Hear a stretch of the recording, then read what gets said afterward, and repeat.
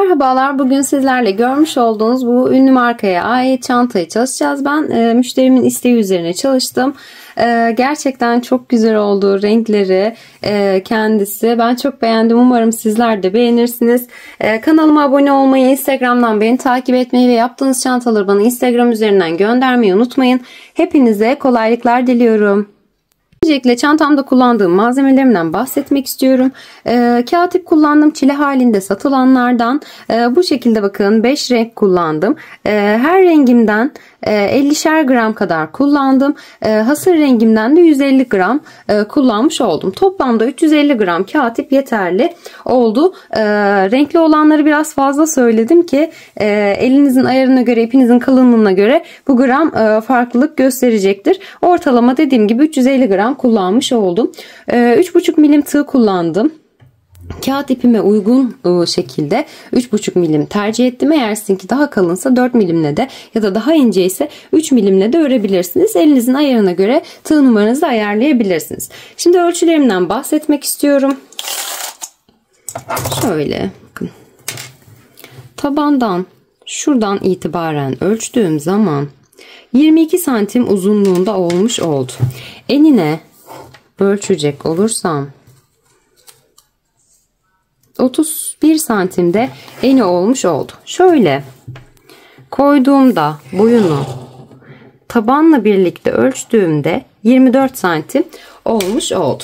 Ölçülerim de bu şekilde. Bakın içini şöyle astarladım ve bir de çıt çıt taktım, daha kullanışlı olması açısından. Çantam genel anlamıyla bu şekilde. Hadi yapımına başlayalım.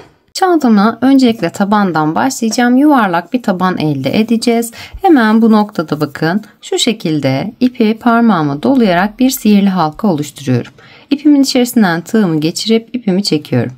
Bir tane zincir çekiyorum ve bunu bağlama zinciri olarak kabul edip parmağımdan çıkarıyorum. Şimdi bu noktaya hemen sihirli halkamın içerisine tığım batıp bir tane sık iğne yapıyorum. İlk yapmış olduğum sık iğneme işaretleyicimi takıyorum. Bu benim başlangıç noktamın işaretleyicisi. Aynı yere, yani sihirli halkamın içerisinde ikinci sık iğnem. Halkanın içerisine 3, 4, 5 sık iğnemi yaptım. Biraz şöyle sıkıladıktan sonra daha sonra çekerken kağıt ipte kopmalar yaşanabiliyor.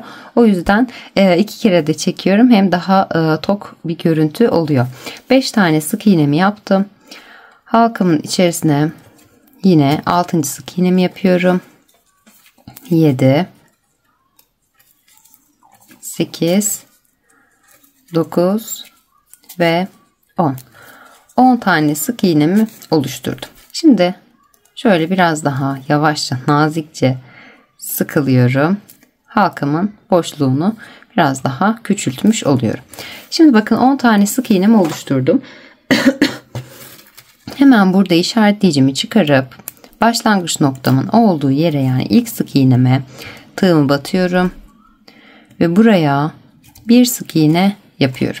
Tekrar bakın başlangıç noktamı kaybetmemek için ilk yapmış olduğum sık iğneme işaretleyicime takıyorum. Aynı yere tekrar batıyorum ve bir sık iğne daha yapıyorum. 2 tane sık iğne oluşturmuş oldum. Yanındakine geçiyorum. Yine 1 ve aynı boşluğumun içerisine 2 tane sık iğne yapıyorum. Çiftimi oluşturuyorum. Yanındakine geçiyorum. Yine 1 ve 2 tane sık iğne yapıp çiftimi oluşturuyorum. Bu şekilde her bir sık iğneme ikişer tane sık iğne yaparak, yani çift oluşturarak, birer çift yaparak 20 tane sık iğne elde edip başlangıç noktama kadar geliyorum. Her bir sık iğneme çiftimi oluşturarak başladığım noktaya kadar geldim. 20 tane sık iğne elde etmiş oldum. Şimdi burada işaretleyicimi çıkarıp ilk sık iğneme batıyorum. 3. sırama geçiş yapıyorum. Bir sık iğne yapıyorum. Bu sıramda bir tek bir çift şeklinde ilerleyeceğim. İşaretleyicimi tekrar takıyorum. İlk tekimi yapmış olduğum bir sık iğne yaptım. Yanındakine geçiyorum. Yanındaki sık iğneme bir sık iğne yapıyorum. Aynı boşluğumun içerisine, aynı sık iğnemin içerisine bir sık iğne daha yaparak çiftimi oluşturuyorum. Yanındakine geçiyorum. Bir tek yapıyorum. Yanındakine geçiyorum. Bir çift yapıyorum. 1 ve 2 kez batarak çiftimi oluşturuyorum. Hemen yanındakine geçiyorum. bir tek yapıyorum. Yanındakine bir çift yapıyorum. Bu şekilde bir tek, bir çift, bir tek, bir çift şeklinde ilerleyerek sıra sonuna kadar geliyorum. Bir tek, bir çift, bir tek, bir çift yaparak 3. sıramı da tamamladım. Toplamda 30 tane sık iğne elde etmiş oldum. Şimdi burada başlangıç noktama geldim ve 4. sırama geçiş yapıyorum. Bu sıramda çiftle başlayacağım. Hemen dibindeki ilk sık iğneme batıyorum. Bir sık iğne yapıyorum. Yapmış olduğum ilk sık iğneme yine işaretleyicimi takıyorum. Başlangıç noktamı kaybetmemek için. Hemen aynı yere tekrar batıyorum ve bir çift yapıyorum. Yani bir sıramda tekle başladıysam diğer sıramda çiftle başlıyorum. Bir önceki sıramda bir tek bir çift yaparak tekle başlamıştım. Bu sıramda bir çift iki tek bir çift iki tek şeklinde ilerleyeceğim ve çift sayıyla başlamış, çift sık iğneyle başlamış oldum. Çiftimi yaptım. Yanındaki sık iğneme geçiyorum. Üst üste gelmemesi için bunu uyguluyoruz. Üst üste geldiği zaman üçgenleşme olabiliyor tabanımızda, çünkü öyle bir görüntü olsun istemiyorum. Hemen bakın çiftimi oluşturdum. Yanındakine geçiyorum. Bir tek yapıyorum. Yanındaki sık iğneme bir tek yapıyorum. İki tekimi oluşturmuş oldum. Yanındakine geçiyorum. Bir çift yapıyorum. Bir ve iki kez batıyorum. Çiftimi oluşturuyorum. Yanındakine geçiyorum. Bir tek yapıyorum. Yanındakine bir tek yapıyorum. İki tek oluşturdum. Yanındakine bir çift yapıyorum. Bir ve iki kez batarak çiftimi oluşturdum. Şimdi iki tek yapıyorum. Bir ve yanındakine geçip bir. İki tane tekimi oluşturmuş oldum. Bu sıramı da bu şekilde tamamlıyorum. Bir çift, iki tek, bir çift, iki tek şeklinde ilerleyerek başlangıç noktama kadar geliyorum. Evet, 4. sıramı da tamamladım. Bir çift, iki tek, bir çift, iki tek şeklinde yaparak 40 tane ilmek elde etmiş oldum. Fark ettiyseniz önce 10 ile başladık. 20 oldu, 30 oldu, 40 oldu. Onar artarak ilerliyor yani tabanımız. Şimdi ilk başta çiftle başlamıştım ve sonda iki tekle bitirmiş oldum. Yani herhangi bir yanlışlık olmadığını buradan kontrol edebilirsiniz. Çiftle başladıysanız tekle, tekle başladıysanız çiftle bitiriyor olmanız gerekiyor. Şu anda 5. sıramdayım. Bir önceki sıramda çiftle başladığım için bu sıramda tekle başlayacağım. Hemen ilk yapmış olduğum sık iğneme, başlangıç noktamdaki sık iğneme bir sık iğne yapıyorum. Ve buraya tekrar işaretleyicimi takıyorum. Dediğim gibi bir önceki sırada çiftle başladığım için burada tekle başlayacağım ve bu sıramda 3 tek bir çift şeklinde ilerleyerek devam edeceğim. İlk tekimi yaptım. Yanındakine geçiyorum. Bir tek daha yapıyorum. Yanındakine geçiyorum. Bir tek daha yapıyorum. 3 tekimi oluşturmuş oldum. Yanındakine geçiyorum. Bir çift yapıyorum. Bir ve aynı yere tekrar batarak bir çiftimi oluşturmuş oldum. 3 tek bir çift yaptım. Yanındakine geçiyorum. Bir tek yapıyorum. Yanındakine ikinci tekim. Yanındakine üçüncü tekim. 3 tek bir çift, 3 tek yaptım. Hemen yanındakine geçiyorum. Bir çift yapıyorum. Yanındakine geçiyorum. 3 tek yapıyorum. Bu şekilde 3 tek bir çift, 3 tek bir çift şeklinde ilerleyerek, bakın tekle başlamıştım. Çiftle bitiriyorum ve 40 olan sık iğne sayımı bu sıramda 50'ye çıkarmış oluyorum. Başlangıç noktama geliyorum. Evet, 3 tek bir çift, 3 tek bir çift şeklinde ilerleyerek, bakın tekle başladım. Son sıramda çiftle bitirmiş oldum. 50 tane sık iğne elde etmiş oldum. Şu anda 2, 4, 5 ve 6. sırama geçiş yapıyorum.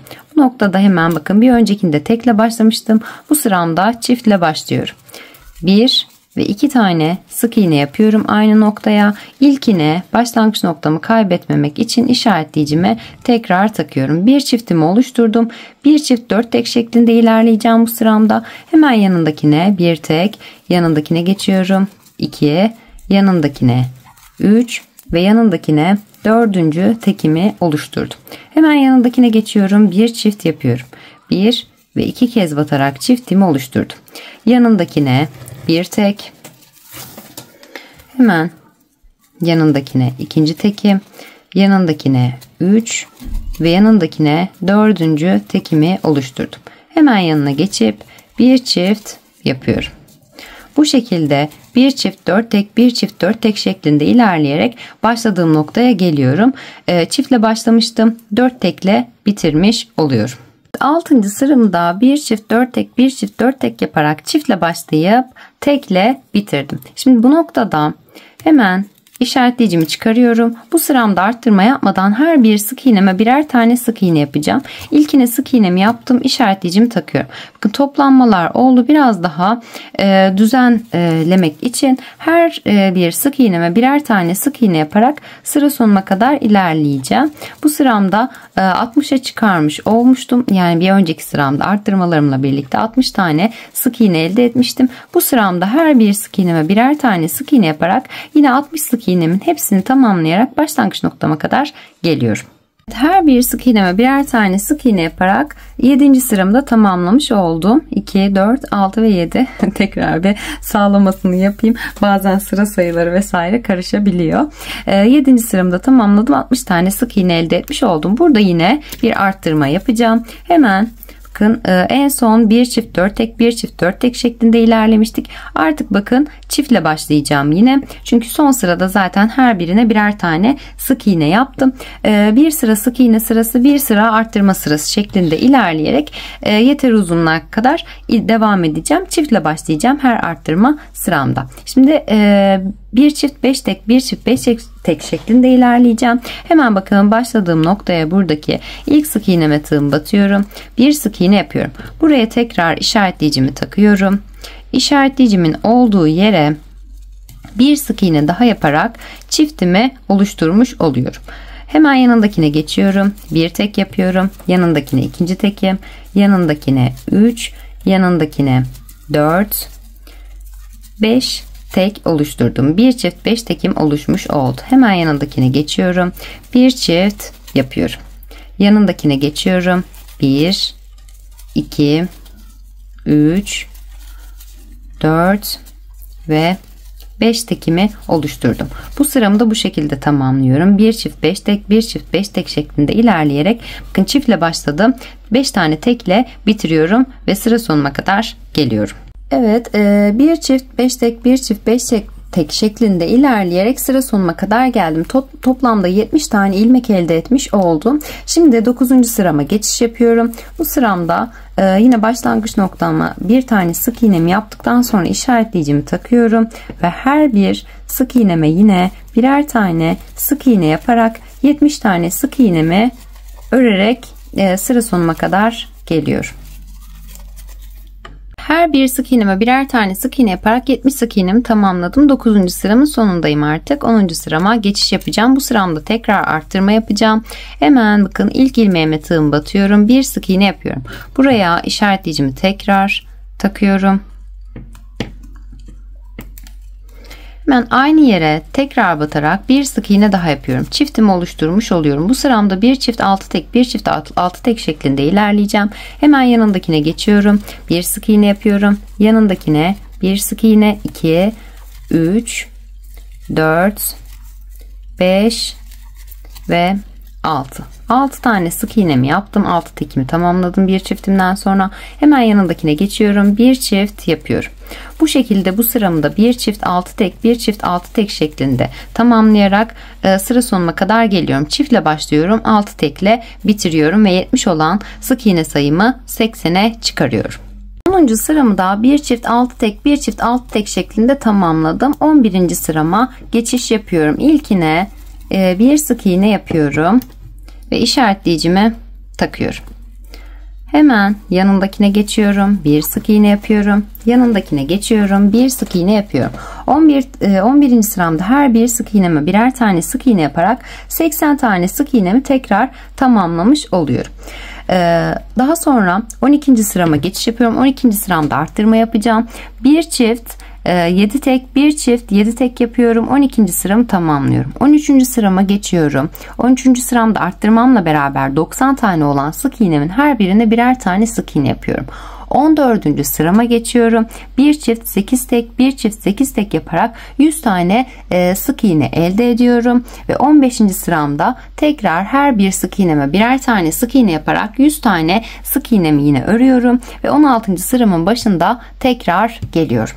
Arttırmalarımı yaparak 15. sırama kadar geldim. Bir sıra arttırma, bir sıra düz sık iğne örerek sıramı tamamladım. 15. sıramda son olarak 100 tane sık iğnem, her birine birer tane sık iğne yaparak tamamlamış oldum ve başlangıç noktasındayım. 16. sırama geçiş yaptım. Şimdi model kurulumuna başlamadan önce toplamda 102 tane ilmeğimiz olması gerekiyor. 102 ilmeğe ulaşabilmemiz gerekiyor ki modelimizi kurabilelim. Şu anda tabanımızda 100 tane ilmeğimiz var. Şimdi bu sıramızda 2 tane arttırma yapacağız. Bir bu taraftan yapacağım, bir bu taraftan yapacağım. Hemen bakın.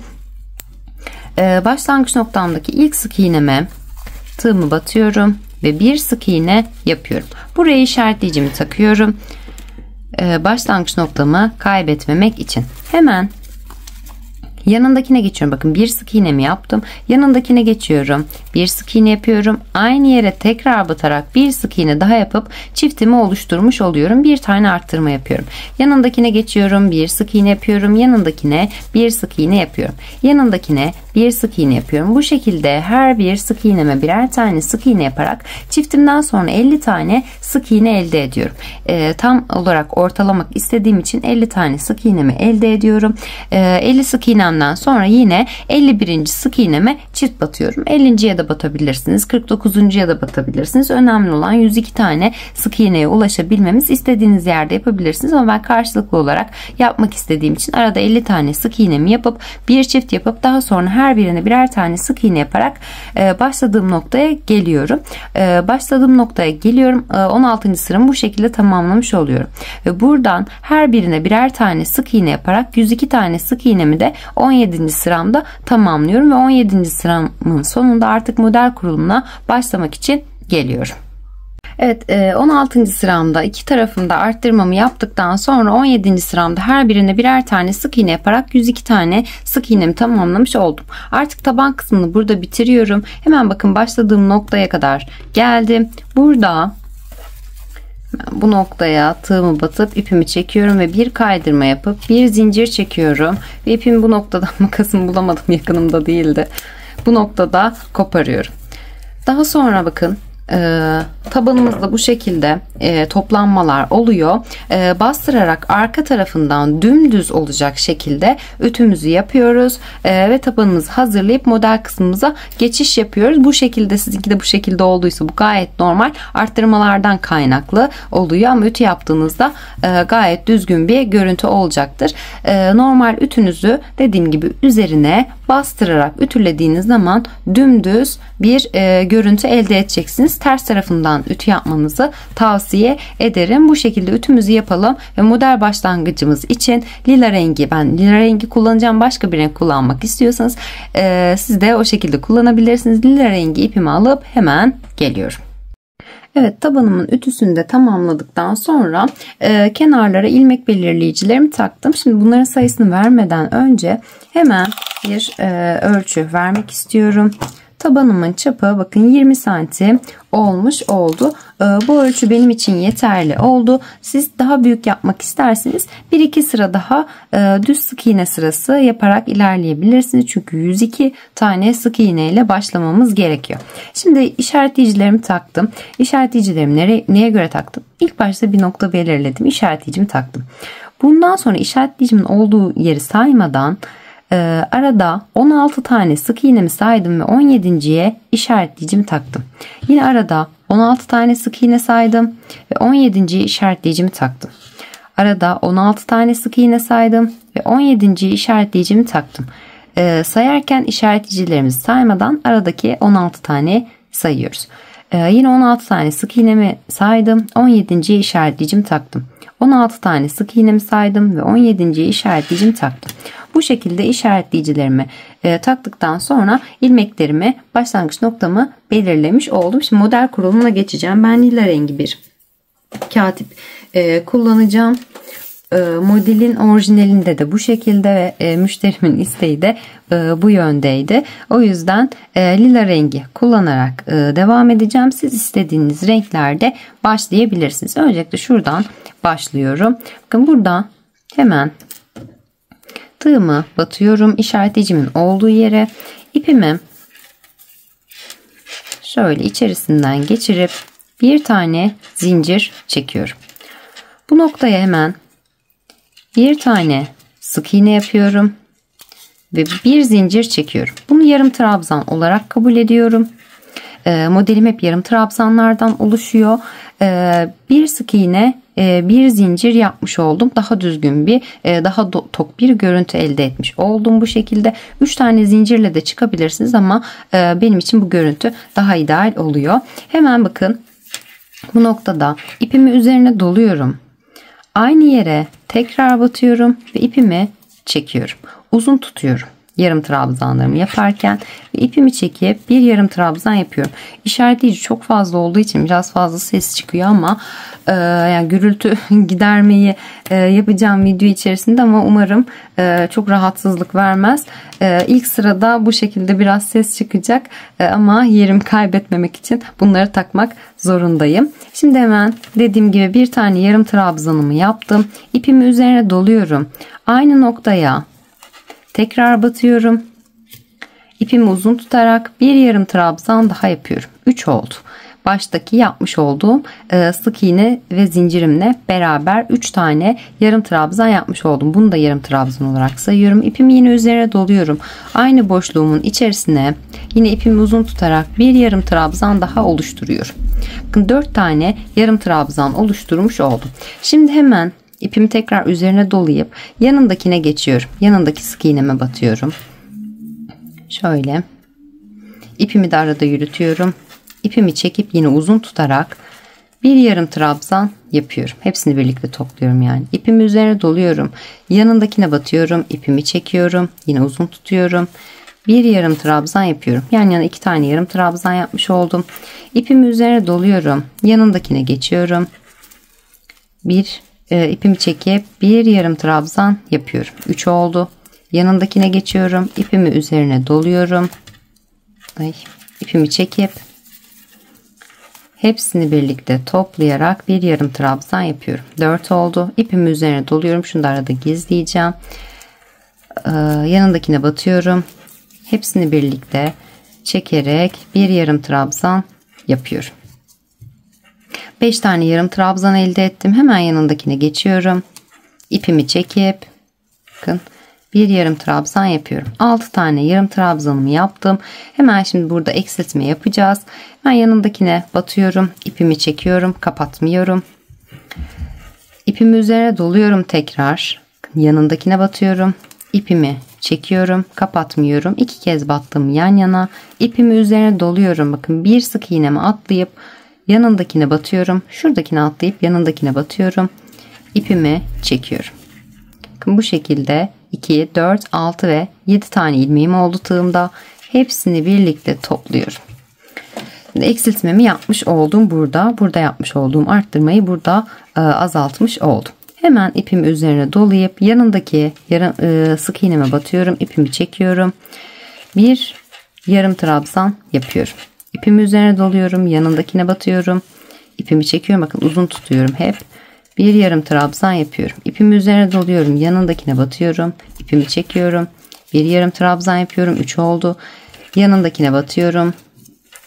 4. yarım trabzanım. Yanındakine batıyorum. 5. yarım trabzanımı yapıyorum. Yanındakine batıyorum. 6. yarım trabzanımı yapıyorum. Bu şekilde bakın 6 tane yarım trabzan oluşturmuş oldum. Şurası toplanmaya başladı bile. Hemen bu noktaya bakın, işaretleyicilerimizin olduğu yerlere hep arttırma yapacağız. Başta yapmış olduğumuz işlemi tekrarlayacağız. Şimdi burada işaretleyicimi çıkarıyorum. Bir tanesinden kurtuldum. Bir gürültü azalmış oldu yani. Hemen ipimi üzerine doluyorum. Yanındakine geçiyorum. Bakın işaretleyicimin olduğu yere ipimi çekiyorum. Bir yarım trabzan yapıyorum. İpimi üzerine doluyorum. Aynı yere tekrar bir yarım trabzan yapıyorum. 2 oldu. İpimi üzerine doluyorum. Aynı yere tekrar bir yarım trabzan yapıyorum. 3 oldu. İpimi üzerine dolayıp aynı yere tekrar bir yarım trabzan yapıyorum. 4 oldu. 4 tane yarım trabzan oluşturmuş oldum. Şimdi hemen yanındakine geçiyorum. Bir yarım trabzan yapıyorum. Yanındakine geçiyorum. 2. yarım trabzanım. Yanındakine, şuraya değil, Şöyle batacağım. Buraya kaydırma yapmıştım. Şu boşluğuma batıyorum. İpimi çekiyorum. Üçüncü yarım trabzanımı yaptım. Yanındakine geçiyorum. İpimi çekiyorum. Dördüncü yarım trabzanım. Yanındakine geçiyorum. Şöyle ipimi de arada gizleyeyim. Ay.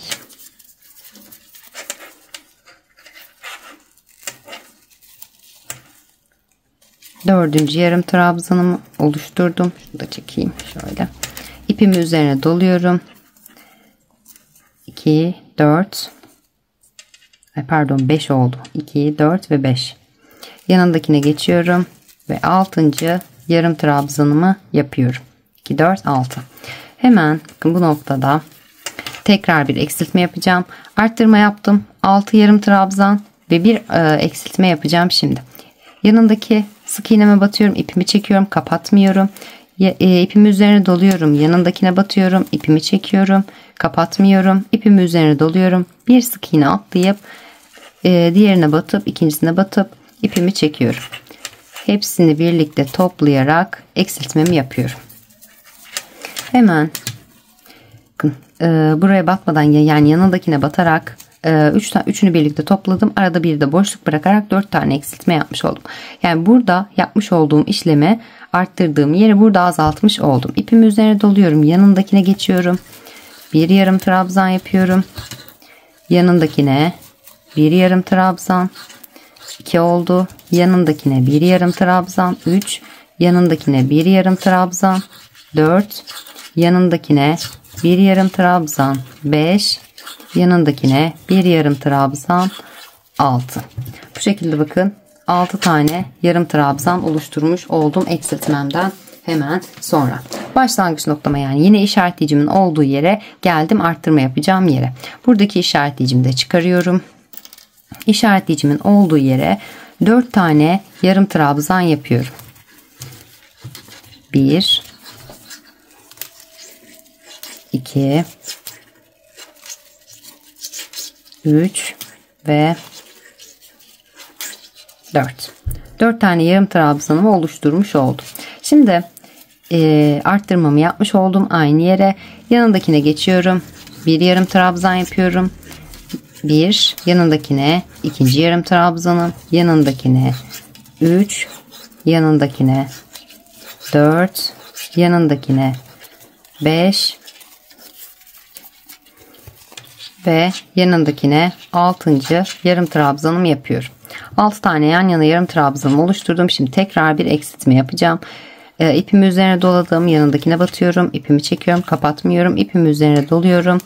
Yanındakine batıyorum. İpimi çekiyorum. Kapatmıyorum. İpimi üzerine doluyorum.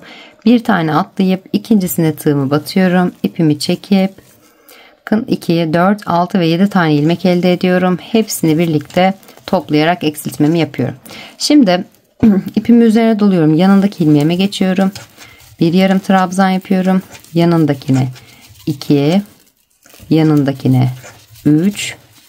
Şöyle elimle de düzelteyim. Yanındakine 4, yanındakine 5 ve yanındakine 6. yarım trabzanımı yaptım. İşaretleyicimin olduğu yere geliyorum. Buraya yine arttırma yapacağım. İpimi üzerine doluyorum. Bu noktaya bir yarım trabzan, aynı yere ikinci yarım trabzanım, aynı yere üçüncü yarım trabzanım ve aynı yere dördüncü yarım trabzanımı oluşturuyorum. Şimdi bakın arttırmamı yaptıktan sonra yan yana 6 tane yarım trabzan oluşturacağım. 1 2 3 4 5 ve 6. 6 tane yarım trabzanımı oluşturdum. Şimdi tekrar eksiltme yapacağım. İpimi çekiyorum, kapatmıyorum. İpimi üzerine doluyorum, yanındakine batıyorum, kapatmıyorum. İkinci kez battım, ipimi üzerine doluyorum. Bir atlayıp diğerine batıyorum. İpimi çekiyorum. Bakın 2, 4, 6 ve 7 tane ilmeğim oldu. Hepsini birlikte topluyorum.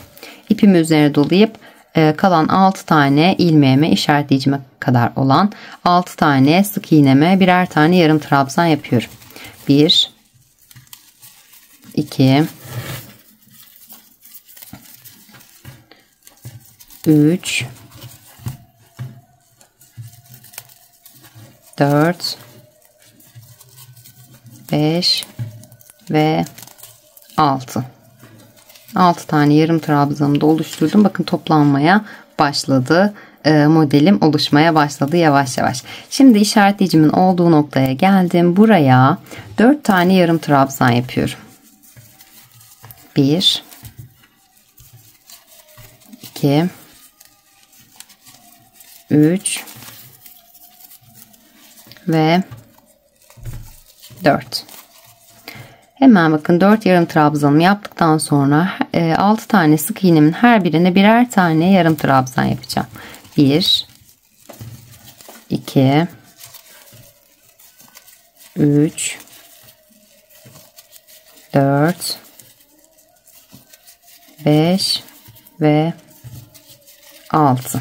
6 tane yarım trabzan oluşturdum. Şimdi bir eksiltme yapacağım. İpimi üzerine doluyorum, yanındakine batıyorum, kapatmıyorum. İpimi üzerine doluyorum, yanındakine batıyorum, kapatmıyorum. İpimi üzerine dolayıp bir sık iğne atlayıp ikincisine tığım batıp ipimi çekiyorum.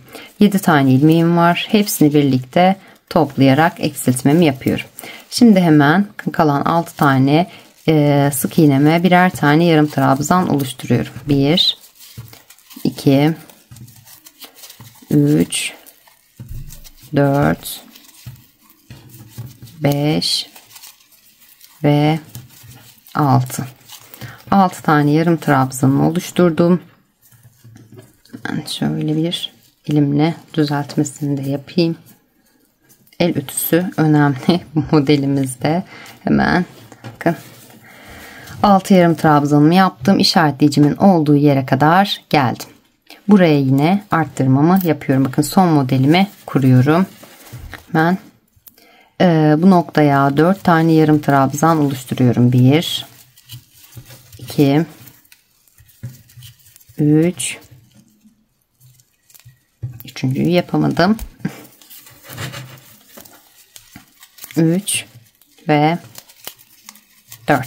4 tane yarım trabzanımı oluşturdum.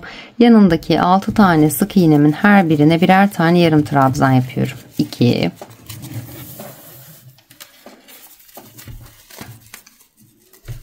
3, 4, 5 ve 6. 6 yarım trabzanımı yaptım. Ben burada bir eksiltme yapacağım. İpimi üzerine doluyorum, yanındakine batıyorum, kapatmıyorum. İpimi üzerine doluyorum, yanındakine batıyorum, kapatmıyorum. İpimi üzerine doluyorum, bir sık iğne atlayıp ikincisine batıyorum ve 7 tane ilmek elde edip hepsini birlikte kapatıyorum. Kalan 6 tane sık iğnemin her birine birer tane sık iğne yapıyorum. 1, 2, 3, 4, 5 ve 6. Bu şekilde ilk sıramı tamamlamış oluyorum. Evet, şimdi üst sırama geçişimi gerçekleştireceğim. Bakın şurada hemen zincirimin olduğu boşluk vardı.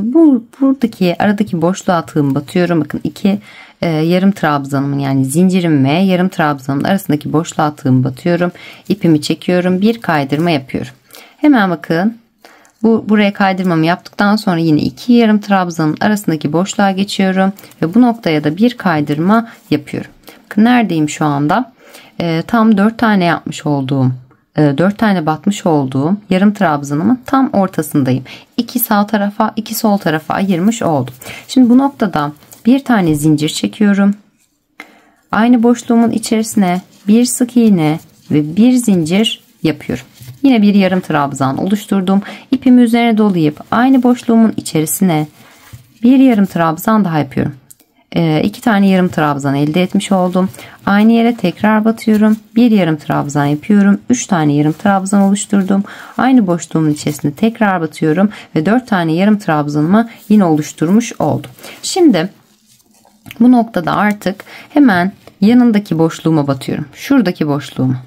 Bu 4 tanenin arasındaki boşluğa ipime tığımı batıyorum. İpimi çekip bir yarım trabzan yapıyorum. Tepelerine batmadan aradaki boşluklara batarak ilerliyoruz. Hemen bakın yanındaki boşluğa geçiyorum. Şurada şöyle yanındaki boşluğa batıyorum. Bir yarım trabzan yapıyorum. 2 oldu. Hemen yine 2 yarım trabzanın arasındaki boşluğa batıyorum. Bir yarım trabzan yapıyorum. 3 oldu. Hemen bakın yine yanındakine batıyorum. Yanındaki boşluğuma 4 oldu. İpimi üzerine doluyorum. Yanındaki bakın 2 trabzan arasındaki boşluğa batıyorum. 5 oldu. İpimi üzerine doluyorum. Yanındaki bakın 2 trabzanın arasındaki boşluğa batıyorum. Ve bir yarım trabzan yapıyorum. 6 tane yarım trabzan oluşturmuş oldum arttırmamdan sonra. Hemen bakın eksiltmeme başlayacağım yine. Burada 2 yarım trabzanın arasındaki boşluğa tığımı batıyorum. İpimi çekiyorum. Kapatmıyorum. İpimi üzerine doluyorum. Bakın eksiltmemle yanındaki yarım trabzanın arasındaki boşluğa batıyorum. İpimi çekiyorum. Kapatmıyorum. İpimi üzerine doluyorum. Bakın altta bir tane atlamıştık. Burada da yine aynı işlemi uyguluyoruz. Buradaki boşluğa batmıyoruz. Eksiltmem ve yarım trabzanın arasındaki boşluğa batmadan hemen yanındakini atlıyorum. Bakın şuraya batmadan şuraya atlıyorum. İpimi çekiyorum ve hepsini birlikte topluyorum. Modelimi kurmuş oldum. Şimdi ipimi üzerine doluyorum. Yine 2 yarım trabzanın arasındaki boşluğa geçiyorum. Bir yarım trabzan yapıyorum. Tekrar bakın yanındakine geçiyorum. Bir yarım trabzan daha yapıyorum. 2 tane oldu. İpimi üzerine doluyorum. Yarım trabzanın arasındaki boşluğa 3, 2 yarım trabzanın arasındaki boşluğa 4, 2 yarım trabzanımın bakın arttırma yaptığım yerle başlangıcıyla yarım trabzanın arasındaki boşluğa da 6. yarım trabzanımı oluşturmuş oldum. Bakayım. 2, 4, 5 oldu. Evet 5 oldu pardon. İpimi üzerine doluyorum şimdi. Bu 2 yarım trabzanımın arasındaki boşluğa şurayı unuttum. 5 oldu. 5 tane yarım trabzanımı yaptım. Şimdi şurada arttırma yaptığımız yerdeki 2 yarım trabzanın arasındaki boşluğa batıyorum. İpimi çekip bir yarım trabzan yapıyorum. Yanlışlık yaptığımı zannettim. Bir an bir boşluğa düştüm. Bu şekilde bakın 6 tane yarım trabzanımı oluşturmuş oldum. İpimi üzerine doluyorum. Şimdi tam ortaya geliyorum. Burada yine arttırma yapacağım tam ortasında. Bakın 2 yarım trabzanın arasındaki boşluğa batıyorum. İpimi çekiyorum. Bir yarım trabzan yapıyorum. Aynı boşluğa 2. yarım trabzanım. Aynı boşluğa 3. yarım trabzanım ve aynı boşluğa 4. yarım trabzanımı oluşturuyorum. Yine arttırmamı yapmış oldum. İpimi üzerine doluyorum bakın. Yine 2 yarım trabzanın arasındaki şuradaki boşluğa tığımı batıp bir yarım trabzan yapıyorum. Yanındakine geçiyorum bakın. Buraya bir yarım trabzan yapıyorum. Yanındakine geçiyorum. Bir yarım trabzan yapıyorum. Yanındakine geçiyorum. Bir yarım trabzan yapıyorum. 4 oldu. Yanındakine 5 ve yanındakine hep boşluklara batıyoruz. 6. 6 tane yarım trabzanımı oluşturmuş oldum. Şimdi tekrar eksiltme yapacağım. İpimi üzerine doluyorum. Bakın 2 trabzanın arasındaki boşluğa, yarım trabzanın arasındaki boşluğa batıyorum. İpimi çekiyorum, kapatmıyorum. İpimi üzerine doluyorum. Eksiltmemin olduğu yer ve yarım trabzanın arasındaki boşluğa batıyorum. İpimi çekiyorum, kapatmıyorum. Şimdi bakın burada bitişim vardı. Eksiltmemi yaptığımız yer. Buradaki hemen bundan sonraki boşluğa batmadan diğer boşluğa atlıyorum. Şuraya batmadan yanındaki boşluğa atlıyorum. İpimi çekip bir yarım trabzan hepsini birlikte toplayarak eksiltmemi yapıyorum. Uzun uzun anlatınca bu şekilde biraz kafa karışıklığı oluyor. Şu şekilde el ütüsü yaparak devam edersek çok daha sağlıklı olacak. Çünkü model toplanan bir model olduğu için çok toplanma yaşanmaması için arada bir elinizle şu şekilde çekerek el ütüsü yapmayı ihmal etmeyin. Şimdi hemen ipimi üzerine doladım. Bakın yanındakine geçiyorum. Yanındaki boşluğuma bir yarım trabzan yapıyorum. Yanındakine geçiyorum. Hep boşluklarıma batıyorum. Aynı yere battım. Hep boşluklarıma batarak ilerliyorum. Yarım trabzanlarımı oluşturuyorum. 2 oldu. Yanındaki boşluğuma 3. yarım trabzanım. Yanındaki boşluğuma geçiyorum. 4. yarım trabzanım. yanındaki boşluğuma 5. yarım trabzan. Bakın 6.'yı burada 4 tane battığımızın ilk boşluğuna yapıyoruz. 6 tane yarım trabzanımı oluşturmuş oldum. Şimdi hemen bu iki yarım trabzanın arasındaki boşluğa da 4 tane yarım trabzan oluşturuyorum. 1 2 3 ve 4. Yine arttırmamı yapmış oldum bu noktada. Hemen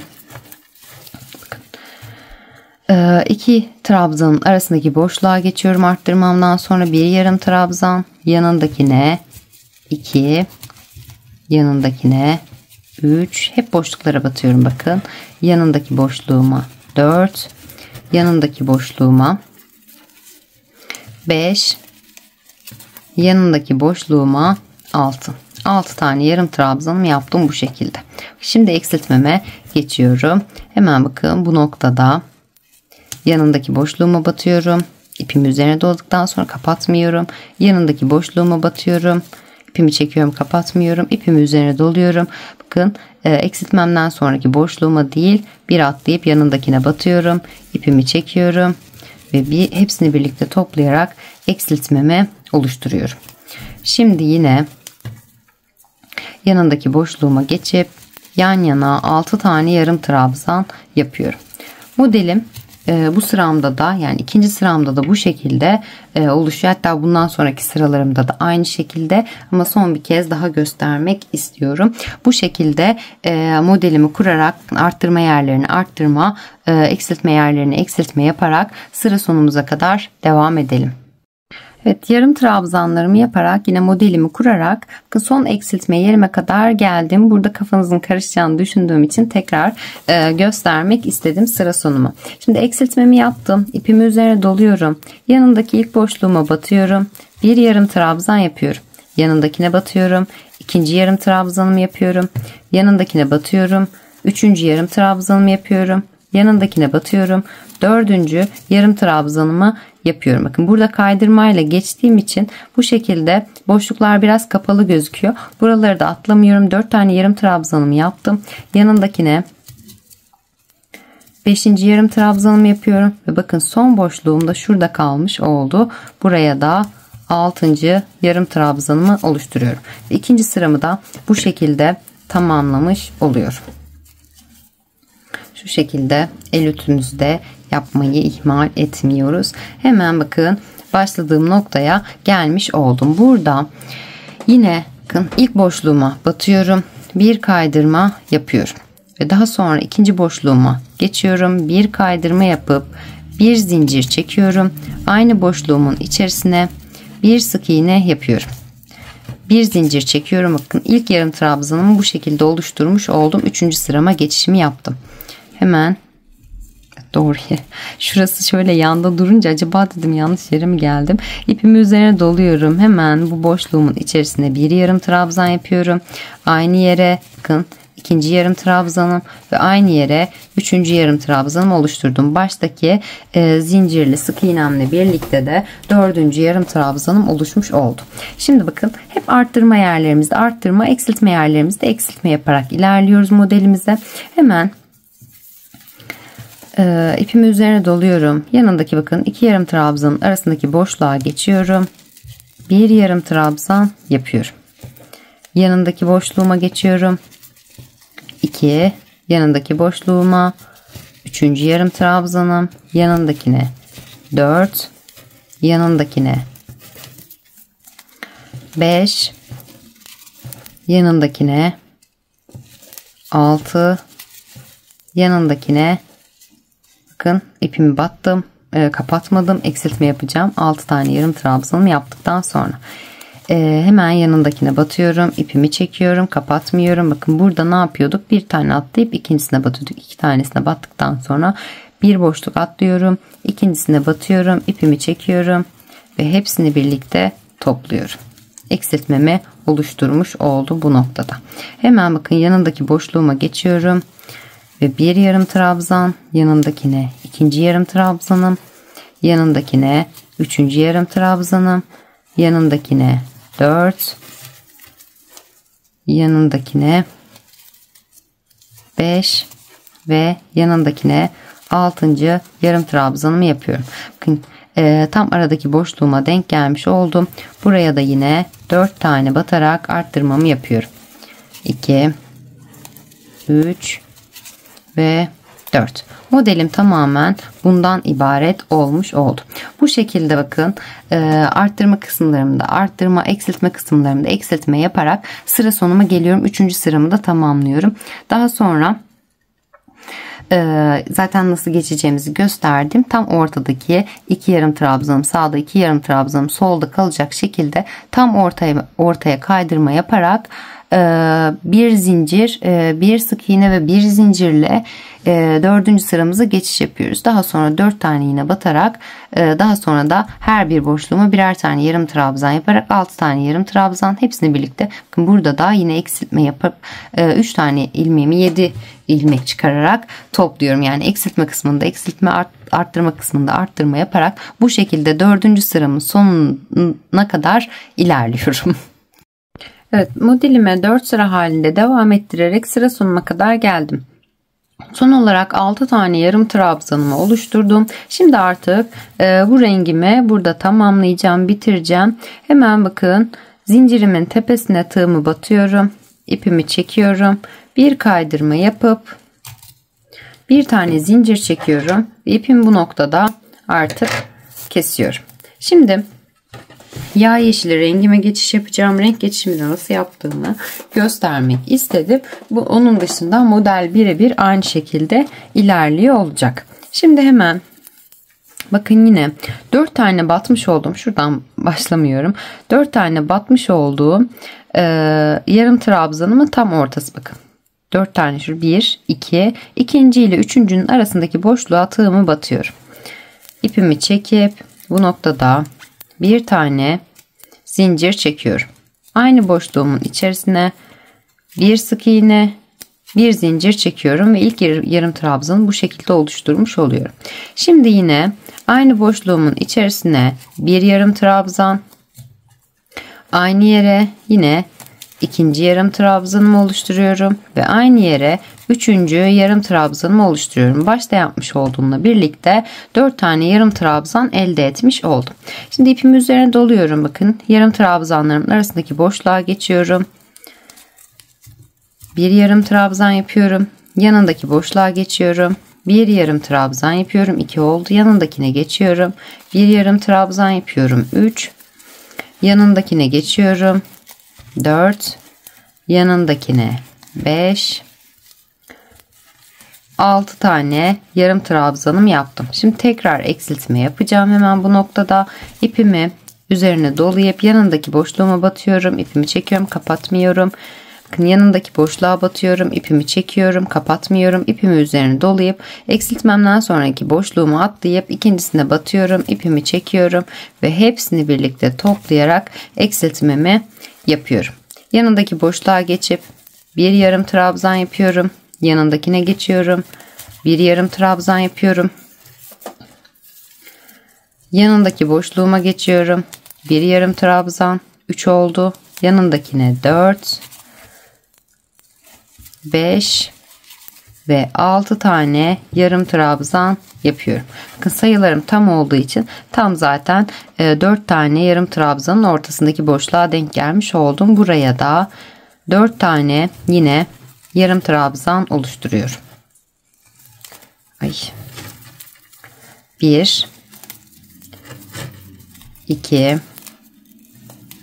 3 ve 4 yarım trabzanımı oluşturdum. Modelimi tekrar birebir aynı şekilde kurarak devam ediyorum. Yine başlangıca bakın ortadan başladım. Renk geçişimi yaptım. Bu şekilde 4 sıra yağ yeşili örüyorum.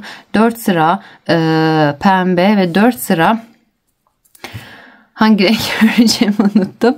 4 sırada turuncu örerek çantamı artık model kısmını tamamlıyorum. Tüm modellerim bu şekilde ilerliyor. 4'er sıra 4'er sıra şeklinde devam ediyorum. Siz daha farklı, hani 5 sıra gitmek isterseniz 5 sırada gidebilirsiniz. 3 sıra gitmek isterseniz 3 sırada gidebilirsiniz. Buna kendi zevkinize göre karar verebilirsiniz ya da tek renkte yapabilirsiniz. Tamamen kendi tercihiniz. Bu şekilde modelime devam ederek 4 sıra yeşil öreceğim. Daha sonrasında diğer renklerime geçiş yaparak 4'er sıra 4'er sıra şeklinde devam ederek modelimi kurup çantamın duvar kısmını bitirdiğimde tekrar geliyorum. Modelime aynı şekilde devam ederek renklerimi de tamamladım. 4'er sıra her rengimden kullanarak bitirdim. Son sırada tabandaki hasır rengimden yine bir sıra ördüm. Bu arada her sırada, her 4 sırada bir çantanızı ütülerseniz ütülemeniz daha kolay olacaktır. Çünkü toparlayan bir model, yani büzüşmesi gayet normal. Bakın şu şekilde göstereyim. Benim son sıram ütülü değil. Şu şekilde büzüşüyor ama ütülediğim zaman zaten çantanın son kısmında da göreceksiniz. Genişleyip açılıyor biraz daha. Yani eğer sizinki de büzüştüyse yanlış mı yapıyorum diye düşünmeyin. Her 4 sırada bir ütülerseniz dediğim gibi işiniz daha da kolaylaşır. Çünkü çanta büyüdükçe artık şu taban kısmını, şu kısımları ütülemeniz daha zor oluyor. O yüzden yani ya 8 sırada bir ya da 4 sırada bir dediğim gibi ütülemeniz çok daha işinizi kolaylaştıracaktır. Şimdi son olarak ne yaptım? Dediğim gibi bir sırada hasır renginden gittim. Benim için bu uzunluk yeterli oldu. Yani müşterimin isteğine göre hazırladığım bir model zaten. Yeterli oldu. Siz isterseniz daha uzun yapmak isterseniz bir iki sıra daha gidebilirsiniz hasır renkten. Yani tamamen kendinize bağlı. Eğer yine hasır rengi daha da kısa tutmak istiyorum derseniz son sırayı da örmeyebilirsiniz. Tamamen tercihinize bağlı. Dediğim gibi benim müşterimin isteği bu yöndeydi. O yüzden bu şekilde hazırlıyorum. Son sıramı da tamamladım. Bakın birleştirmeden hemen geldim. Şurada 4 tane yarım trabzan yaptığım yere gelmiş oldum. İlk yapmış olduğum bir sık iğne bir zincirimin olduğu yerdeyim. Zincirimin tepesine tığımı batıyorum. İpimi çekip bir kaydırma yapıp bir zincir çekiyorum. Bu şekilde üst sırama geçişimi tamamladım. Şimdi hemen bakın aynı noktaya tekrar batıyorum ve bir sık iğne yapıyorum. Yanındakine geçiyorum. Bakın tepesine batıyorum. Bir sık iğne yapıyorum. 2 oldu. Yanındakine geçiyorum. Bir sık iğne yapıyorum. 3 oldu. Yanındakine geçiyorum. Bir sık iğne yapıyorum. 4. Ve bakın 4 tane battığım yerin her birine birer tane sık iğne yaptım. Ve 4 tanenin yanındakine geçiyorum. 5 tane sık iğne yapıyorum. Burayı 6'ya tamamlayacağım. Dönüşte de sonuncuya batarak, bakın şuradakine batarak 6 tane sık iğne elde etmiş olacağım. Şimdi başlangıç noktamda 5 tane elde etmiş oldum. Şimdi bu noktadan sonra yine yarım trabzanlarla ilerliyorum. Ama yarım trabzanlarımı uzun tutuyordum, hatırlarsanız. İlk başta sık iğneden sonra başlarken kısa kısa, büyüte büyüte, uzata uzata ilerleyeceğim ki daha düzgün bir görüntü elde edebileyim diye. 5 tane sık iğnemi yaptım. İpimi üzerine doluyorum. Şimdi bakın bu noktada yine aralardaki boşluklara batarak ilerleyeceğiz. Buradaki bakın sık iğnemi yaptıktan sonraki ilk yarım trabzanımla diğer yarım trabzanım arasındaki boşluğa bakın. Şuraya, şuradaki boşluğuma tığımı batıyorum. İpimi çekiyorum. Biraz kısa tutuyorum. Bir yarım trabzan yapıyorum. İpimi üzerine doluyorum. Yanındaki bakın boşluğuma geçiyorum. İpimi çekiyorum. Yavaş yavaş uzatarak bir yarım trabzan yapıyorum. Yanındaki boşluğuma geçiyorum. Bakın yine biraz uzatıyorum.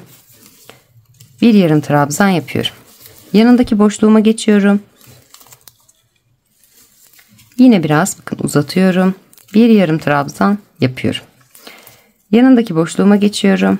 Yine bakın biraz uzatıp bir yarım trabzan oluşturuyorum. Yanındaki boşluğuma geçiyorum. Yine bakın daha da uzatarak bir yarım trabzan yapıyorum. Artık birleştirdiğim kısma geldim. İpimi üzerine dolayıp yanındaki boşluğuma geçiyorum. Buraya normalde batmıyorduk ama bu sıramızda boşluk oluşmaması için batıyoruz. Hemen bakın buraya da batıyorum. İpimi çekiyorum. Bir yarım trabzan yapıyorum. Şimdi yavaş yavaş kısaltmaya başlayacağım. Yanındaki boşluğuma batıyorum. Bir yarım trabzan yapıyorum. Yanındaki boşluğumu batıyorum. Bir yarım trabzan yapıyorum. Yanındaki boşluğuma batıyorum. Kısalta ilerliyorum. Bir yarım trabzan yapıyorum. Bakın nereye kadar geliyorum? Şuradaki boşluğuma kadar geliyorum. Şunun tepesine de batacağım. 6 tane yapacaktık ya, 4 tane battığımızın hemen yanındakine kadar geliyorum. Yanındaki boşluğuma batıyorum. Bir yarım trabzan yapıyorum. Bakın buradaki boşluğuma da batıyorum. Bir yarım trabzan yapıyorum. Burada o şekilde yapmıştım değil mi? Ben onu bir kontrol edeyim. Bu taraftan gelince biraz karıştı. Şimdi bakın 5 tane sık iğnemi yaptıktan sonra kaç tane yarım trabzan yaptım? 2, 4, 6, 8, 10 ve 12 tane yarım trabzan oluşturmuş oldum arada. 6 burada vardı. 12 tane yarım trabzanım oluşturmuş oldum. Şimdi bakın şuradaki boşluğuma da battım. Boşluğuma battığımın yerin hemen bakın tepesine de batıyorum. Şuradaki yarım trabzanıma yani. 4 tane yapmıştım. Dördüncünün yanındakine. Sağındakine batıyorum. Bir sık iğne yapıyorum. Hemen yanındakine geçiyorum. Bir sık iğne yapıyorum. 2 oldu. Ay. Şurayı da yarım trabzan. O kadar alışmış ki elim. İlk sık iğnemi yaptım. Yanındakine geçiyorum. Bakın 4 tanenin başındayım. Buraya bir sık iğne yapıyorum. İkinci sık iğnem oldu. Yanındakine geçiyorum. Hep tepelerine batıyorum sık iğne yaparken. Bir sık iğne yapıyorum. 3 oldu. Yanındakine geçiyorum. Bir sık iğne yapıyorum. 4 oldu. Yanındakine geçiyorum. Bir sık iğne yapıyorum. 5. Ve bakın 4 taneyi bitirmiş oldum. 4 yarım trabzanımı ve hemen 4'ün solundakine de batıyorum. Ve 6. sık iğnemi yapıyorum. Şimdi ipimi üzerine doluyorum. Hemen 6 tane sık iğnemden sonra yanındaki boşluğuma geçiyorum. İpimi çekip bir yarım trabzan oluşturuyorum. Bunu biraz kısa tutuyorum tabi. Bir yarım trabzan oluşturuyorum. İpimi üzerine doluyorum. Yanındakine geçiyorum. Bir yarım trabzan oluşturuyorum. Bu şekilde hafif hafif uzatarak ilerleyeceğiz. Şöyle. İpimi üzerine doluyorum. Bakın hemen yanındaki boşluğuma geçiyorum. Bir yarım trabzan yapıyorum. Yanındakine geçiyorum. Bir yarım trabzan yapıyorum. Yanındakine bir yarım trabzan yapıyorum. Bakın yavaş yavaş uzatarak ilerliyorum. Yanındakine bir yarım trabzan yapıyorum. Bakın köşeme geldim. Buraya batmıyorduk normalde. Buraya da batıyoruz. Boşluk oluşmaması için yine uzun tutarak bir yarım trabzan yapıyorum. Hemen yanındakine geçiyorum. Bir yarım trabzan yapıyorum. Yanındakine geçiyorum. Bir yarım trabzan, biraz kısaltmaya başlayacağım artık. Yapıyorum. Yanındakine geçiyorum. Bir yarım trabzan yapıyorum. Yanındakine bir yarım trabzan yapıyorum. Şimdi bakın 4 tane battığım yerden bir önceki yarım trabzanın olduğu yere kadar geldim. İpimi üzerine dolayıp buraya da bakın buradaki boşluğuma da bir yarım trabzan yapıyorum. Aynı trabzanımın tepesine batıp bir sık iğne yapıyorum. Hemen yanındakine geçiyorum. İkinci sık iğnem. Yanındakine geçiyorum. 3, yanındakine 4, yanındakine 5 ve yanındakine 6. 6 tane sık iğnemi oluşturdum. Örgümü çevirdim. İpimi üzerine doladım. Hemen yanındaki ilk boşluğuma batıyorum. Bir yarım trabzan yapıyorum. Yanındakine geçiyorum. Bir yarım trabzan yapıyorum. Bu şekilde yavaş yavaş uzatarak ilerliyorum. Yani tüm etrafım bu şekilde ilerliyor. Aralarda 6 tane sık iğne tepede. Arada 12 tane yarım trabzan, 6 sık iğne, 12 yarım trabzan, 6 sık iğne, 12 yarım trabzan şeklinde ilerleyerek başladığım noktaya kadar geliyorum. Evet, başladığım noktaya kadar geldim. Sık iğnelerimden sonra arada 11 tane yarım trabzanımı oluşturdum. Başta da 5 tane sık iğne yapmıştık. Bakın şimdi ipimi üzerine dolayıp son boşluğumun içerisine de bir yarım trabzan yapıyorum. Ve aynı yarım trabzanımın tepesine batarak son sık iğnemi de yapıp 6'ya tamamlıyorum. Şimdi bu noktada hemen ilk yapmış olduğum sık iğnemin tepesine batıyorum. ve bir sık iğne yapıp bir sonraki sırama çıkıyorum. Bir sırada sık iğnelerle ilerleyeceğim. Bir tane işaretleyici alıyorum bu noktada ve başladığım noktaya takıyorum. Hemen yanındakine geçiyorum. Bir sık iğne yapıyorum. Yanındakine bir sık iğne yapıyorum. Yanındakine bir sık iğne yapıyorum. Yanındakine geçiyorum. Bir sık iğne yapıyorum. Yanındakine bir sık iğne.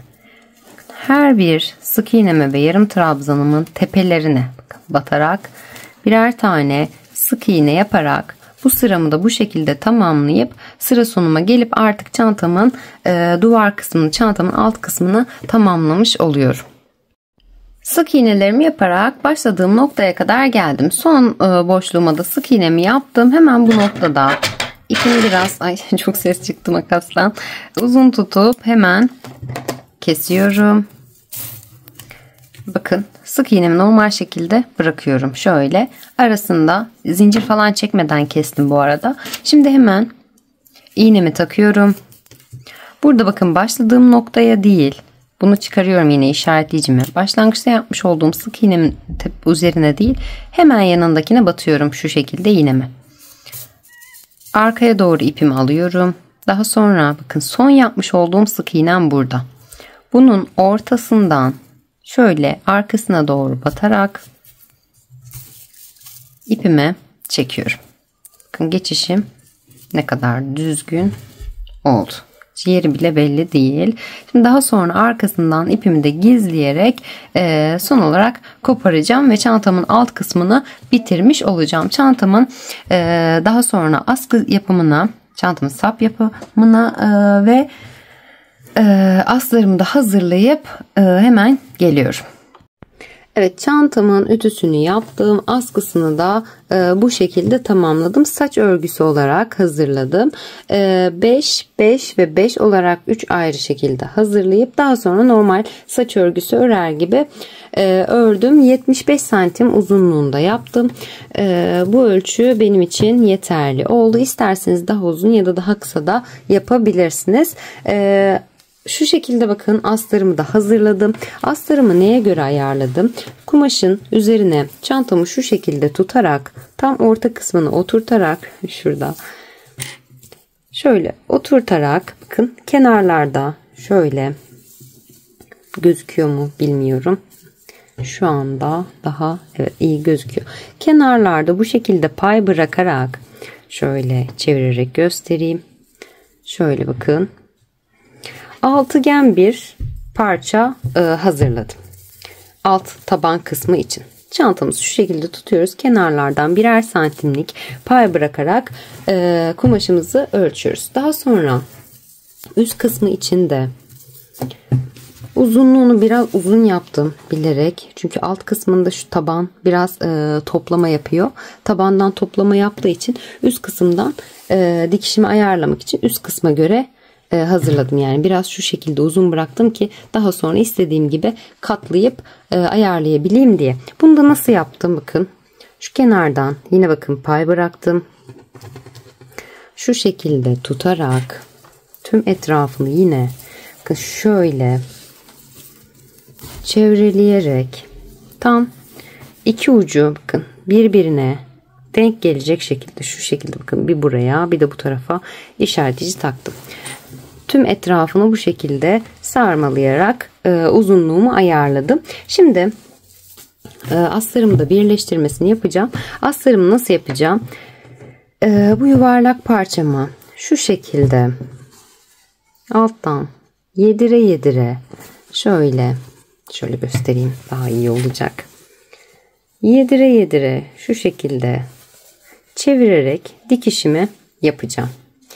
Astarımı hazırlayacağım. En sonda çantama sabitleyeceğim. Bunun için önce askımı dikmem gerekiyordu. Askı dikişimi nasıl yaptım?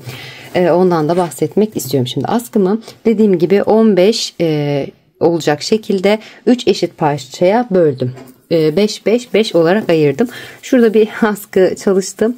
3'e 3'er ayırmıştım. Bu bana biraz ince geldi. Yine istediğiniz kalınlıkta ayarlayabilirsiniz. İpinizin kalınlığına göre de bu değişik gösterecektir. Bakın şu şekilde 3 bu tarafta Pardon 3 diyorum, 4 ayırmıştım burada. 4 bu tarafta. 4 bu tarafta ve 4 bu tarafta ayırdım. Normal saç örgüsü şu şekilde yapar gibi kıvıra kıvıra, ince kalıyor dediğim gibi. Böyle bir oradan alarak bir öteki taraftan alarak askımı oluşturdum.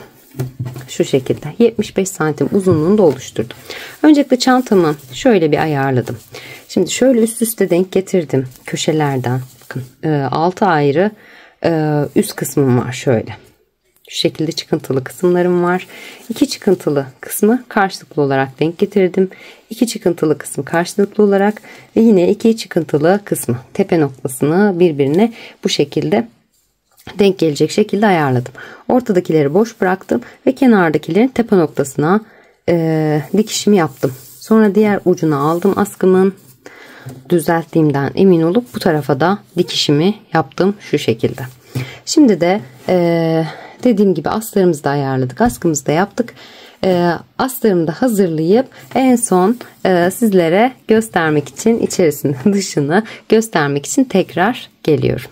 Çantamın astarını da tamamladım. Şu şekilde göstermek istiyorum. Dediğim gibi önce tabanımın ölçüsünü aldım. Daha sonra yanlarımın kenarlardan birleştirdikten sonra da bu şekilde astarlama işlemimi yaptım. Son olarak da çıt çıtımı diktim. Tam orta kısımlarına daha kullanışlı olması açısından. Çantamın yapımı bu şekilde. Umarım videomdan memnun kalmışsınızdır. Kanalıma abone olmayı, Instagram'dan beni takip etmeyi ve yaptığınız çantaları bana Instagram üzerinden göndermeyi unutmayın. Hepinize kolaylıklar diliyorum.